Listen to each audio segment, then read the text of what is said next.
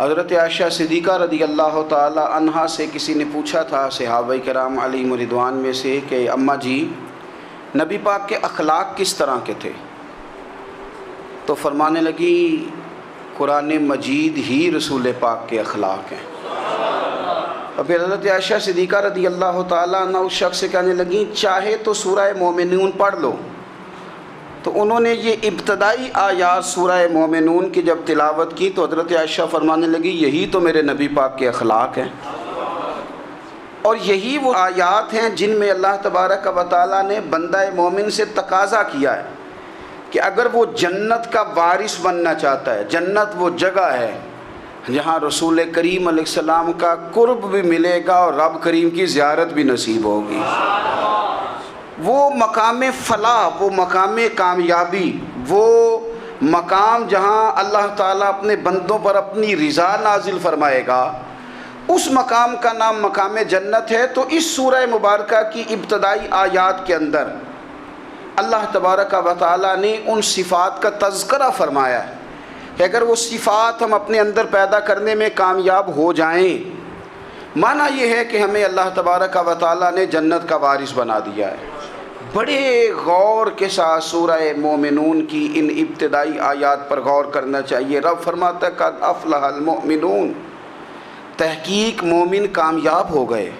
کون سے مومن؟ الذین ہم فی صلاتہم خاشعون، وہ جو اپنی نمازوں میں گڑ گڑانے والے ہیں، خشوع کے ساتھ، عاجزی کے ساتھ، انکساری کے ساتھ، ذوق کے ساتھ نماز پڑھنے والے ہیں۔ والذین ہم عن اللغو معرضون، اور وہ جو بیہودہ باتوں سے منہ پھیرنے والے ہیں، لغویات سے اپنا رخ پھیرنے والے سنجیدہ لوگ۔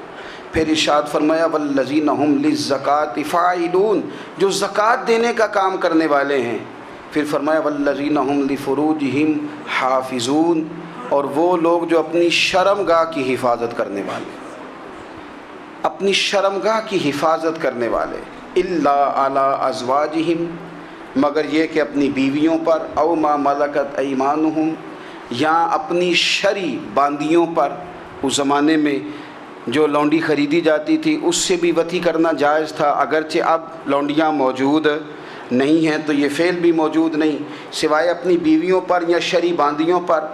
فإنہم غیر ملومین، فرمایا جو یہ کام کرے اس پر کوئی ملامت نہیں ہے، اپنی بیوی کے پاس شرعی طریقے سے جائے یا باندی کے پاس جائے۔ فمن ابتغى وراء ذلك، اور جو آدمی اس کے بعد اس حد سے بڑھے، اس کے سوا کچھ اور کرے جو بندہ، فرمایا فاولئک هم العادون، یہ لوگ حد سے بڑھنے والے ہیں، جو لونڈیوں اور باندیوں کے علاوہ، اپنی بیویوں کے علاوہ کسی اور جگہ گندگی کریں، یہ حد سے بڑھنے والے، حدوں کو کراس کرنے والے لوگ ہیں۔ پھر ارشاد فرمایا والذین هم لاماناتہم وعہدہم راعون، اور وہ جو اپنی امانتوں اور اپنے وعدوں کی رعایت کرتے ہیں، امانتیں ادا کرتے ہیں، وعدے پورے کرتے ہیں۔ اور وہ لوگ جو اپنی نمازوں کی حفاظت کرنے والے ہیں، جن میں یہ خوبیاں آ گئیں، میرا رب فرماتا ہے نماز میں خشوع وضو حاصل ہو گیا، فضولیات سے بچ گئے، زکوٰۃ ادا کرنے والے بن گئے، شرمگاہ کی حفاظت کرنے والے بن گئے، امانتیں عہد پورے کرنے والے بن گئے، اپنی نمازوں کے محافظ ہو گئے۔ اللہ اکبر، قربان جائیں۔ مالک فرماتے ہیں اولئک ھم الوارثون، یہی لوگ تو وارث ہیں۔ یا اللہ کس چیز کے؟ فرمایا الذین یرثون الفردوس، یہ لوگ جنت کے وارث ہیں، یہ جنت کے وارث ہیں یہ لوگ۔ ہم فیہا خالدون، اور فردوس سے، جنت سے نکالے نہیں جائیں گے، ہمیشہ ہی جنت میں رہیں گے۔ یہ آیات اللہ کا مطالبہ بھی ہے، یہ آیات صحابہ، اہل بیت، اولیاء اللہ، ان تمام کی سیرت کا عکس بھی ہے۔ اور سب سے بڑھ کر سیدہ عائشہ صدیقہ فرماتی ہیں یہی تو آیات ہیں جنہیں اچھی طرح سمجھ لو گے تو تمہیں مدینے والے کے اخلاق بھی سمجھ میں آ جائے گا، حضور کے اخلاق بھی تمہیں سمجھ میں آئیں۔ بڑے غور کے ساتھ سورہ مومنون کی ان ابتدائی آیات پر غور کرنا چاہیے۔ رب فرماتا ہے قد افلح المؤمنون، تحقیق مومن کامیاب ہو گئے۔ کون سے مومن؟ الذین هم فی صلاتہم خاشعون، وہ جو اپنی نمازوں میں گڑ گڑانے والے ہیں، خشوع کے ساتھ، عاجزی کے ساتھ، انکساری کے ساتھ، ذوق کے ساتھ نماز پڑھنے والے ہیں۔ دیکھیں قرآن نے یہ نہیں کہا شروع میں کہ وہ لوگ اپنی نماز پابندی سے پڑھتے ہیں، بلکہ فرمایا وہ نمازوں میں عاجزی کرتے ہیں، وہ نماز میں خشوع کرتے ہیں، خضوع کرتے ہیں۔ نماز ہم بھی پڑھتے ہیں، ڈھیر سارے لوگ ہیں جن کا یہ مطالبہ ہے کہ میرا نماز میں دل ہی نہیں لگتا۔ پہلی بات تو یہ ہے کہ دل نہ بھی لگے تو نماز پھر بھی پڑھنی ہے، اور دوسری بات یہ ہے کہ دل لگانے کو بھی تو کچھ انسان کے پاس چیزیں ہونی چاہیے نا، کوئی ضروریات ہوتی ہیں۔ سب سے پہلی بات یہ کہ مسئلہ نماز کا نہیں، مسئلہ اہمیت کا ہے۔ آپ نے اللہ تبارک و تعالیٰ کی ذات کی، رب کریم کے جلالت کی جتنی زیادہ اہمیت اپنے دل میں محسوس کر لی، اتنا ہی نماز کی طرف توجہ آپ کی بڑھ جائے گی۔ آپ سادی سی مثال ہے، غور کر لیں، جتنا آپ اپنے استاد کو پروٹوکول دیتے ہیں، جتنی عزت کرتے ہیں، اتنا ہی وقت پہ آپ ان کے پاس پہنچ بھی جاتے ہیں۔ اگر آپ کے دل میں اہمیت نہیں ہے تو آپ ٹال دیں گے، اور جس استاد کی اہمیت ہے اس کے فون کی گھنٹی بجتے ہی فون بھی اٹھایا جائے گا، اور بات پوری مکمل بھی نہیں ہوگی تو کہا جائے گا جیسے آپ کہیں گے، اور جو وقت وہ دیں گے ان سے 10 منٹ پہلے پہنچنے کی کوشش بھی کی جائے گی۔ بس سمجھ لیں دل لگنے نہ لگنے کا مسئلہ نہیں، اہمیت کا مسئلہ ہے۔ آپ جتنی اپنے مالک کی بارگاہ کی اہمیت سمجھ لیں گے، اتنا ہی وقت پہ مسجد آئیں گے، اتنا ہی شوق سے نماز پڑھیں گے۔ دوسری بات، نماز کے ترجمے پہ غور کریں۔ آپ یقین کریں اگر نماز کا ترجمہ ہمیں آ جائے نا تو ہمیں تو یوں لگے کہ ہم تو اپنے مالک کی بارگاہ میں عرض و معروض کرنے حاضر ہوئے ہیں۔ یہ سورہ فاتحہ ہی دیکھ لیں آپ، حضور فرماتے ہیں، رب فرماتا ہے سورۃ فاتحہ آدھی میری ہے آدھی میرے بندے کی ہے۔ جب اس نے کہا الحمدللہ رب العالمین الرحمن الرحیم مالک یوم الدین ایاک نعبد و ایاک نستعین، جب یہاں تک وہ لفظ کہتا ہے تو یہ حصہ میرا تھا۔ اس نے اپنے رب کی تعریف کی، اور جب کہا نا اس نے اہدنا الصراط المستقیم، اب بندے نے التجائیں شروع کر دی۔ اس نے کہا کہ مالک بھی تو ہے، رحمان بھی تو ہے، رحیم بھی تو ہے، عبادت بھی تیری کرتے ہیں تو مدد بھی تو تجھی سے مانگنی ہے نا، اب مہربانی فرمانا اہدنا الصراط المستقیم، ہمیں سیدھا راستہ دکھا دے، صراط الذین انعمت علیہم، ان لوگوں کا راستہ دکھانا جن پر تو نے انعام کیا ہے، غیر المغضوب علیہم ولا الضالین، ان کے راستے پہ نہ چلانا جن پر تیرا غضب ہوا، جو گمراہ ہو گئے ان کے راستے۔ تو نماز میں جب ترجمے پر آپ کا غور ہوتا ہے تو آپ کا تو دل خود بخود لگ جاتا ہے، شوق بڑھ جاتا ہے آپ کا۔ تو اتنی چیزیں ہم زندگی میں یاد کرتے ہیں، تو اگر ترجمہ بھی نماز کا یاد کر لیں اور پھر شوق سے پڑھیں تو آپ یقین کریں طبیعت کھنچی چلی آئے گی۔ ہمارے ہاں کچھ لوگ نماز پڑھتے ہیں پر بڑی لاپرواہی سے پڑھتے ہیں، کبھی ادھر دیکھتے ہیں کبھی ادھر دیکھتے ہیں، کبھی بال سہلاتے ہیں۔ وہ میں نے دیکھا ہے سجدے جا رہے ہیں تو سیانے سیانے بندے کبھی کپڑے کو چھیڑ رہے ہیں کبھی جگہ کو چھیڑ رہے ہیں۔ میرے نبی کریم صلی اللہ تعالیٰ علیہ وسلم نے فرمایا ان لوگوں کا کیا حال ہے جو اپنی نماز میں نظریں آسمان کی طرف اٹھاتے ہیں، رکوع سے اٹھے تو اوپر دیکھنا شروع کر دیا، کیا حال ہے ان کا۔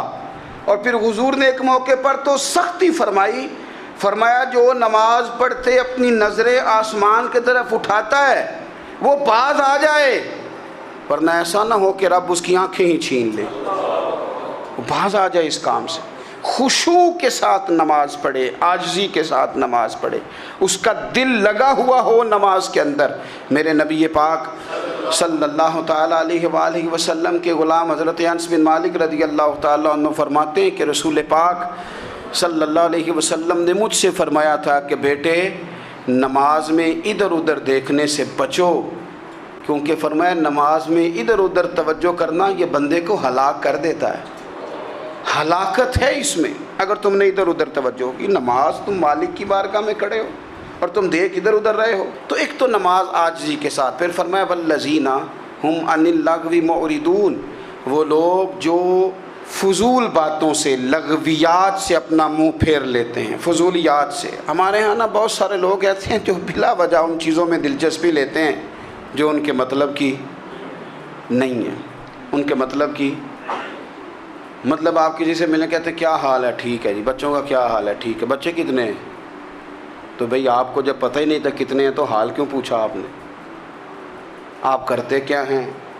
آپ کا بڑا بھائی کیا کرتا ہے، چھوٹا بھائی کیا کرتا ہے، ابا جی کیا کرتے ہیں؟ بھئی آپ کے مطلب کی بات نہیں، آپ مطلب کی مقصد کی بات کریں، بے مقصد باتوں میں الجھنے کی ضرورت نہیں ہے۔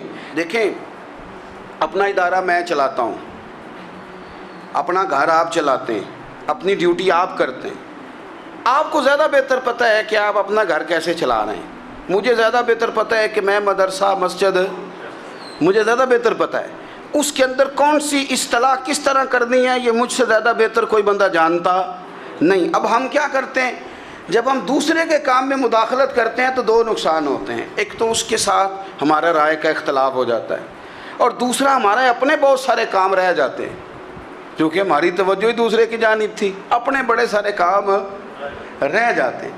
اس لیے بہت ساری ایسی چیزیں ہیں جن میں بلا وجہ کوئی مقصد نہیں۔ ہم پرانے لوگوں سے باتیں سنا کرتے تھے، ہمارے بزرگ کہا کرتے تھے جڑے پنڈ جانا نہیں، جڑے پنڈ جانا نہیں اودا راہ پوچھنے دی کی لو۔ لغویات میں نہ الجھیں، فضولیات میں نہ الجھیں، یعنی ٹو میں رہنا، ٹو میں۔ آپ یقین کریں، میں نے پرسنلی طور پہ اس چیز کو محسوس کیا ہے کہ ہمارے بہت سارے اہم حقوق صرف اس لیے مس ہوتے ہیں کہ ہماری اپنے سے زیادہ توجہ سامنے والے پہ ہوتی، سامنے والے۔ میں نے دیکھا بڑے بڑے عجیب سوال اور بڑے بڑے انوکھے سوال، مطلب یہ کہ اتنی لمبی چوڑی، اور لوگوں کو بڑا پتہ ہوتا ہے یہ فلاں آدمی جو ہے اس کے بچے کتنے ہیں، وہ بیاہ کہاں پہ ہیں، کس کس علاقے میں ان کی شادیاں ہوئی ہیں۔ اتنی تفصیلات کی ہمیں ضرورت نہیں ہے، ہم سے تو ہمارے بارے میں پوچھا جائے گا، تو ہمیں اپنا معاملہ بڑا صاف ستھرا۔ دیکھیں کیا سونی بات کی مدینے والے رسول نے، قربان جائیں حضور کے جملوں پر۔ ایک شخص نے پوچھا حضور سونا اسلام کون سا ہے، خوبصورت مسلمان کون ہے؟ تو نبی پاک صلی اللہ علیہ وسلم نے فرمایا وہ خوبصورت مسلمان ہے جو بات اس کے مقصد کی نہیں، بے معنی ہے، وہ بات وہ چھوڑ دے۔ بے مقصد باتوں سے الجھنا جو بندہ چھوڑ دے وہ مسلمان بڑا سونا مسلمان ہے۔ ہم کمزور اس لیے ہوتے ہیں کہ ہماری توجہ زیادہ دوسروں کی باتوں پر پڑتی ہے۔ پھر فرمایا والذین ھم للزکاۃ فاعلون، وہ لوگ جو زکوٰۃ دینے کا کام کرتے ہیں، صدقات کرتے ہیں، خیرات کرتے ہیں، وہ کامیاب ہو جاتے ہیں۔ پھر فرمایا والذین ھم لفروجہم حافظون، وہ جو اپنی شرمگاہ کی حفاظت کرتے ہیں۔ نوجوان میری بات پر توجہ کریں، فرمایا وہ لوگ جو اپنی شرمگاہ کی، والذین ھم لفروجہم حافظون، وہ لوگ جو اپنی شرمگاہ کی حفاظت کرتے ہیں۔ حضور غوث پاک رضی اللہ تعالیٰ عنہ فرمایا کرتے تھے دو چیزیں انسان اپنی سنبھال لینا، ایک پیٹ اور ایک شرمگاہ، تو فرماتے تھے ولایت اس کے بڑی قریب آ جاتی۔ ہم نہ ان لذات میں الجھ جاتے ہیں۔ سیانے سیانے بندے روٹی کمر سیدھی کرنے کے لیے کھانی چاہیے، زبان کے ذائقے کے لیے نہیں کھانی چاہیے۔ یہ زبان کا ذائقہ لگ جائے یہ کہیں کا نہیں چھوڑتا انسان کو۔ اپنی شرمگاہ کی جو لوگ حفاظت کر لیتے ہیں، کوئی بڑے سے بڑا گناہ کرنے سے بھی بندہ کافر نہیں ہوتا، بندہ کفر کرنے سے کافر ہوتا ہے۔ گناہ بڑے سے بڑا کرنے والا بھی گناہ گار ہے، کافر نہیں۔ لیکن بعض گناہ ایسے ہیں جو جس وقت بندہ کر رہا ہوتا ہے اس وقت وہ مومن نہیں ہوتا۔ میرے نبی کریم صلی اللہ تعالیٰ علیہ وسلم نے فرمایا جب کوئی شرابی شراب پیتا ہے اس وقت مومن نہیں ہوتا، جب کوئی چور چوری کرتا ہے تو اس وقت مومن نہیں ہوتا، اور جب کوئی زانی زنا کرتا ہے تو تب وہ مومن نہیں ہوتا۔ اتنی دیر کے لیے اس کے دل سے ایمان نکال لیا جاتا ہے۔ یہ جو ہمارے لڑکے بن سنور کے نکلتے ہیں، یہ جو میک اپ کا خرچہ لڑکیوں کے برابر لڑکوں کا ہوتا جا رہا ہے، یہ جو لڑکے بھی رات کو چہرے پر کریم لگا کر کے سوتے ہیں، یہ بتا سکتے ہیں کہ مقاصد کیا ہے؟ بتا سکتے ہیں؟ یعنی بچے بھی بغیر شیمپو کے بال نہیں دھوتے، مثلا کیا کرنا ہے آپ نے اس کا؟ بڑی بڑی قیمتی چیزیں جو ہیں وہ آپ نے رکھی ہوئی ہیں، مقصد کیا ہے؟ یہ جو ہمارے بچے بن سنور کے نکل رہے ہیں تو کیا دعوت دے رہے ہیں سوسائٹی کو؟ شارٹ نکرے پہن کے جو نکلے ہوئے ہیں اریاں لباس پہن کے نکلے ہوئے. اقبال نے کہا تھا دیار مشرق ہوس میں غلطاں، شباب اریاں شراب اسیاں، جسے بھی دیکھو گری کے اسیاں. ہم ایسی تہذیب کیا کریں گے؟ شباب اریاں، تم نے اپنی جوانی ننگی کر ڈالی ہے ساری معاذ اللہ. کن مقاصد کے لیے؟ میں وہ اعداد و شمار بتا نہیں سکتا. ہمارے ہاں گاند سستا ہو گیا ہے، لوگوں نے گناہ تک پہنچنا آسان بنا دیا ہے. آپ دیکھ لیں گندگی دروازے پہ اور گند موبائل میں. کیسے بچائیں ان بچوں کو؟ کیا کریں؟ کلیجے پھٹتے ہیں. ابھی باتیں سوچتے ہیں تو سوچتے ہیں آنے والی نسل کو کہاں لے جائیں، کہاں چھپائیں، کیا ایسا کریں کہ یہ بچ جائیں. خدا را قربان جائیں حضرت عثمان غنی پر. مصنف ابن ابی شیبہ میں صحابہ فرماتے ہیں حضرت عثمان غنی نا بڑے مالدار تھے. مال آتا ہے تو لوگ عیاش نہیں ہو جاتے، مال آتا ہے تو لوگوں کی خواہشات بہت بڑھ نہیں جاتی. بڑے مالدار تھے، مالدار بھی تھے اور سونے بھی بڑے تھے. حضرت اسامہ بن زید کہتے ہیں میں نے زندگی میں اتنا سونا بندہ نہیں دیکھا جتنے حضرت عثمان غنی خوبصورت تھے، پیسہ بھی حسن بھی. لیکن فرماتے ہیں کہ حضرت عثمان غنی سب سے بڑھ کر اپنی شرمگاہ کی حفاظت کرنے والے اور سب سے بڑھ کر صلہ رحمی کرنے والے، رشتہ داروں سے اچھا سلوک کرنے والے، حیا والے، شرم والے، پاکیزگی والے. آپ کا ذہن ہے، آپ صبح اٹھتے ہی ذہن بنا لیں کہ میں نے آج اتنا سبق پڑھنا ہے، آج اتنی تفسیر دیکھنی ہے، اتنی عبادت کرنی ہے، فلانی نعت میں نے دیکھنی ہے، فلاں خیر کا کام کرنا ہے، فلاں آدمی کے ساتھ نیکی کرنی ہے. صبح ذہن بنا لیں، آپ کا ذہن وہی کام کرنے لگے گا. لیکن اگر صبح اٹھتے ہی ذہن میں گندگی ہے، رات کو سوتے ہی معاذ اللہ ذہن میں وسوسے ہیں، تو پھر سارا دن وہی چکی چلے گی، وہی انداز رہے گا. تھوڑا سا آپ کو اس کی نگرانی کرنی ہے. تھوڑا سا فحاشی اریانی یہ تیزی سے پھیل رہی ہے، تیزی سے گندگی لوگ کشید کر کے لاتے ہیں. اور حیا کا مطلب صرف اتنا ہی نہیں ہے آپ زنا اور بدکاری سے بچیں، آپ اپنی زبان کو بھی حیا والا بنائیں. کوئی کچا کمزور جملہ، گندی بات، گالی کبھی بھی زبان پہ نہ آئے.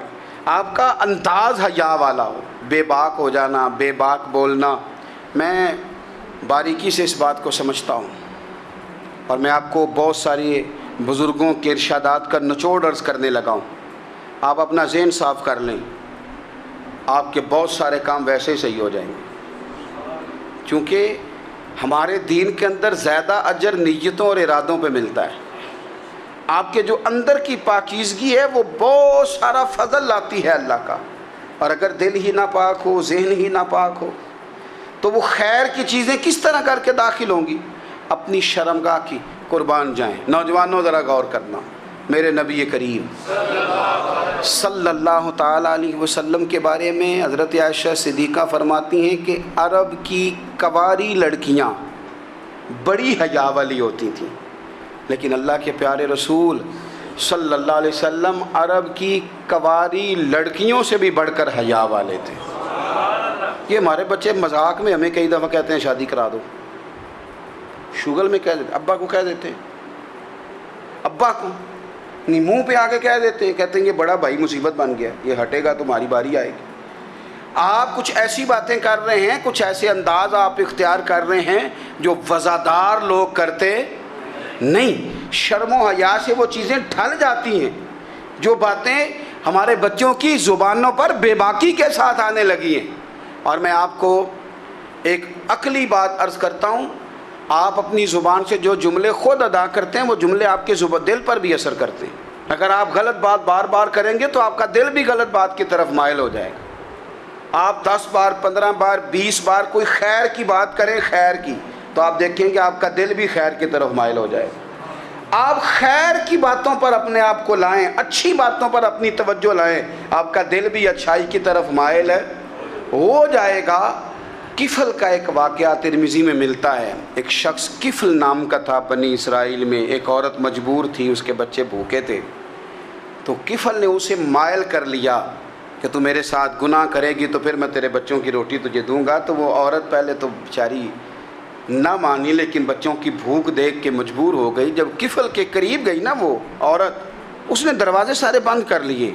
ترمذی شریف میں اس کا واقعہ موجود ہے.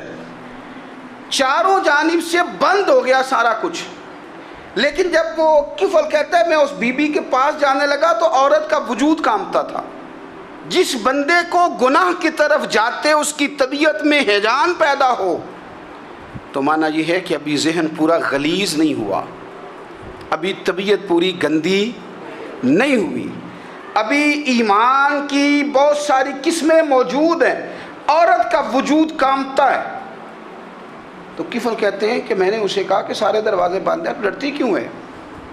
تو کہنے لگی ڈرتی اس لیے ہوں کہ سارے دروازے بند نہیں ہوتے, ایک دروازہ کھلا ہے اور وہ دروازہ رب قدیر کا دروازہ ہے, اسے کیسے بند کیا جا سکتا ہے؟ تو کہتے ہیں جب اس نے یہ لفظ کہے تو مجھ پر بھی بات کا اثر ہوا, مجھ پر بھی.